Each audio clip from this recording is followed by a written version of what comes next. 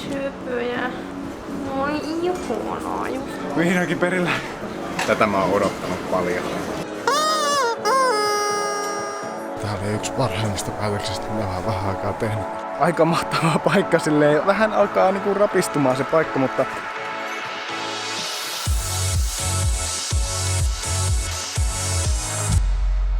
Arvotkaa missä me ollaan nyt. Tadam!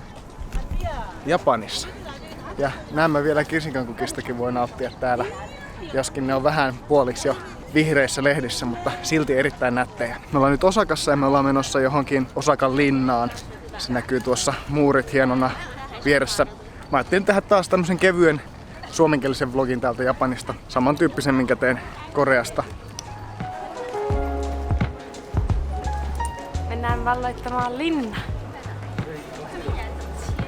Tää oli vähän isompi linna, mitä ulkopuolelta näytti. Ollaan kiivetty kohta 8. kerrokseen. Vihdoinkin perillä. Joo.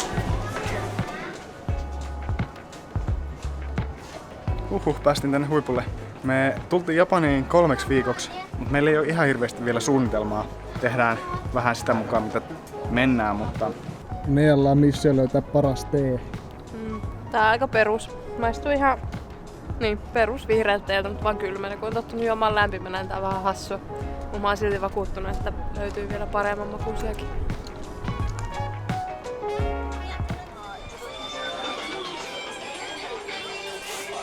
Me ollaan 6-kerroksessa liikkeestä, josta löytyy aivan kaikkea. Siis aivan kaikkea.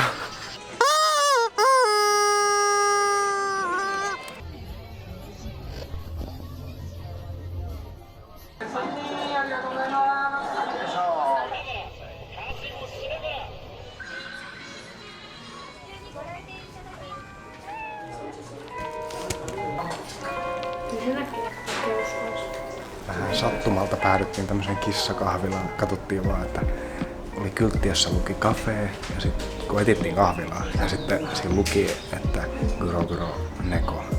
Ja sitten oltiin vaan se, että kuulostaa ihan hauskalta. Ja sitten tultiin tänne näin, niin ovi oli semmoinen tuplaovi kaltereilla tai semmoisilla puukaltereilla ja siinä piti tulla semmoiseen välitilaan ennen kuin päästään näin ja todettiin, että täällähän on kissoja. Mutta aika kiva. Ihan lepposa tunnelma. Tosin täällä on pieni semmonen kissan haju, mutta se nyt on ihan oletettavaakin.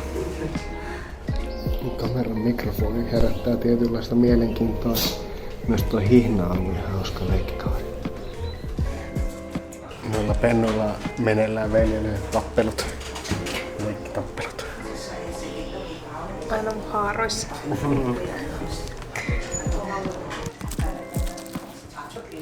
ディオほう向かってくるのか近づかなきゃてめえをぶちのめせないんでなほうほうダム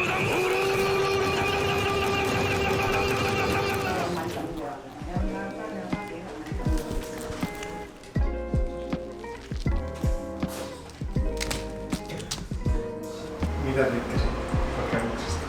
Noi niin söpöjä. Noi ihanaa. Just sitä mitä mä tarvittiin.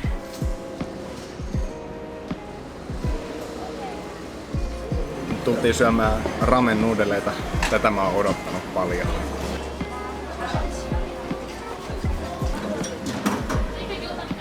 Ramen oli kyllä todella hyvää. Varsinkin se possu siinä maistuu niin fantastisen hyvältä, että huhhuh.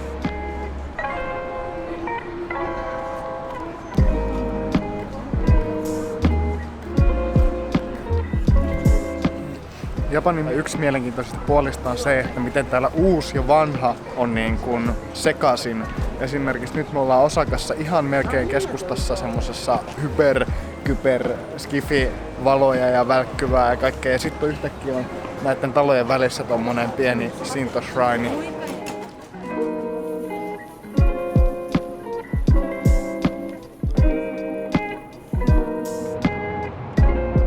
No niin, saavuttiin Kiotoon tänään. Ja täytyy myöntää, että mulla on aika kovat odotukset tälle kaupungille, koska tää on kuitenkin yksi Japanin vierailuimmista paikoista. Ja toinen asia, minkä takia mulla on kovat odotukset, on, että mä luin Mia Kankimäen kirjan, joka kertoo semmosesta heidän kauden aikaisesta naiskirjailijasta ja heidän kausihan oli joskus niinku reilu 1000 vuotta sitten. Siellä oli tää Sei-niminen naiskirjailija, joka kirjoitti proosaa jo silloin. Ja kun ottaa huomioon, että Euroopassa ensimmäiset proosaa kirjoittavat naiskirjailijat on tullut joku 500 vuotta sen jälkeen, niin mielenkiintoista nähdä, että mitä Kioto tarjoaa meille. Simba, kaikki minne valo koskettaa on sinun valtakuntaasi. Kaikki mitä valo koskettaa.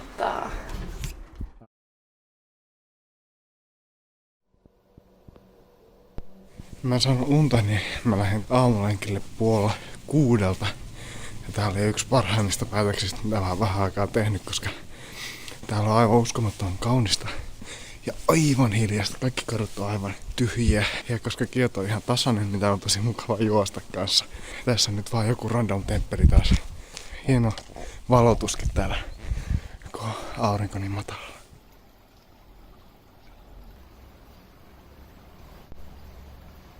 Löytyypä, tätä mä yritin etsiä jotain puistoa, ihan mitä vaan. Löytyisikö täältä tankoja? On kyllä vähän turhan matalia.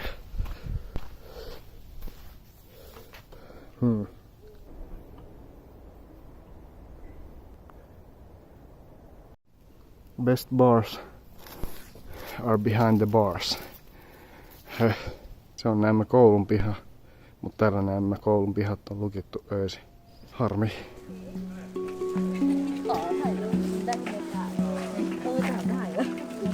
Aamulenkki oli kiva, mutta oli tarkoitus sen jälkeen herätä aikaisin, mutta nukahdin taas uudestaan. Ollaan nyt taas puolen päivän aikoihin vasta liikenteessä. Tultiin bambumetsään, mutta se oli aivan tupaten täynnä muuta turistiporukkaa. Ei oltu ollenkaan ainoat siellä.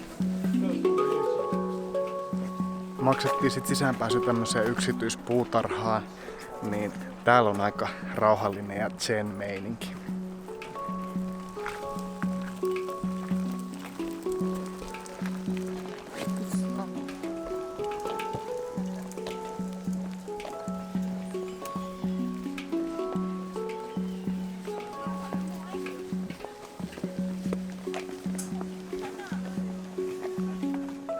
Tämän matchan jälkeen saattaa vähän päristä.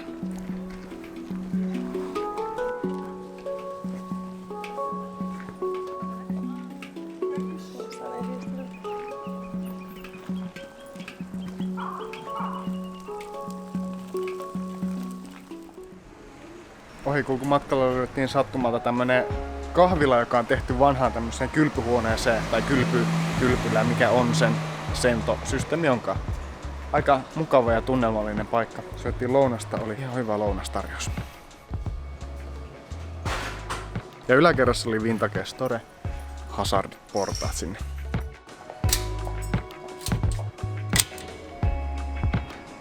Eilen meillä oli semmonen kauneuden ja rauhallisuuden päivä, kun käytiin siellä semmoisessa Zen-temppelissä. Vähän vahingossa sinne päädyttiin, niin vähän samanlaisella suunnitelmalla vuokrattiin tänään pyörät ja lähdettiin vaan polkupyöräilemään johonkin suuntaan ja katsottiin kartasta, että missä olisi lähellä sitten jonkinlainen temppeli. Ajateltiin siis mennä kauas mahdollisimman rauhaiseen, ehkä lähelle metsään temppeliin.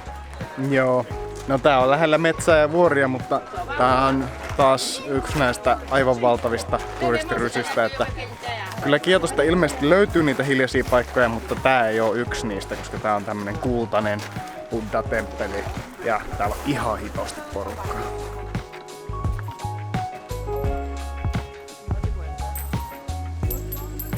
Saatoin vähän ehkä nostaa kulmia, kun kattelin sitä touhua tuolla shrinella, mitä porukka, vanhat papat ja mummot nojailee niihin suitsikehässäkkiin ja yrittää hirveällä voimalla paukuttaa sitä nauhaa, että sieltä kuuluisi niinku kolahdus.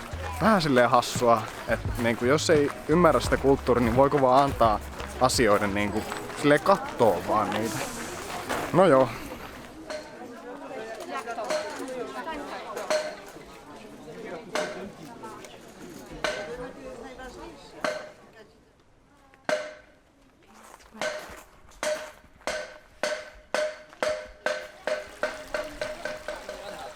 Me ollaan nytten heidän puistossa, tai heidän palatsin puistossa, ja tää on aika mahtava paikka. Tää on todennäköisesti vähän täydempi päivällä, mutta nyt me ollaan iltapäivällä täällä, niin täällä on aika rauhallista. Me tavattiin yksi mun kaveri reissulta, jonka mä tapasin Kuubassa. Tää japanilainen kaveri. En oo kysynyt siltä, että haluatko se olla mun videolla, niin en nyt näytä sitä, mutta se tuli näyttämään meille vähän paikkoja. Ja ensimmäinen paikka, minne se vei meidät, niin on 100 vuotta vanha yliopistodormitori. Ja aika mahtava paikka, silleen vähän alkaa niinku rapistumaan se paikka, mutta yksi tyyppi näytti meille siellä paikkoja ja se selitti, että yliopiston hallitus haluaa purkaa se ja rakentaa uuden tai tehdä korjauksia ja näin edespäin, mutta se on niin kuin autonominen se porukka siellä, heillä on oikeus määrätä siitä, että kuka siellä asuu ja miten siellä asutaan, niin ne ei halua, että sitä puretaan, koska sitten yliopisto aikoo ottaa sen haltuunsa sen ja vastuulle sen, niin siellä on vähän semmoista konfliktia ja kuulemma joka viikko vähän uutisissa siitä konfliktista kerrotaan. Ja tosiaan nyt tultiin tänne Heijan puistoon ja tää on todella kaunis paikka, valtava paikka ja vielä vähän sen näkyy kirsikankukkiakin, joskin ne alkaa olemaan jo pikkasen ohi. Mitä oot mieltä tästä puistosta? On aika kaunis, iso ja kaunis. Wow, so quick. Isojen temppelien tai shrinien tai mitkä liekään etuportit on aina aika vakuuttavia. Power spin. Ja mä näytän tosi tyhmältä.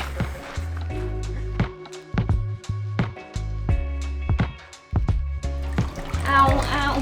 Au, se on niin kuumaa.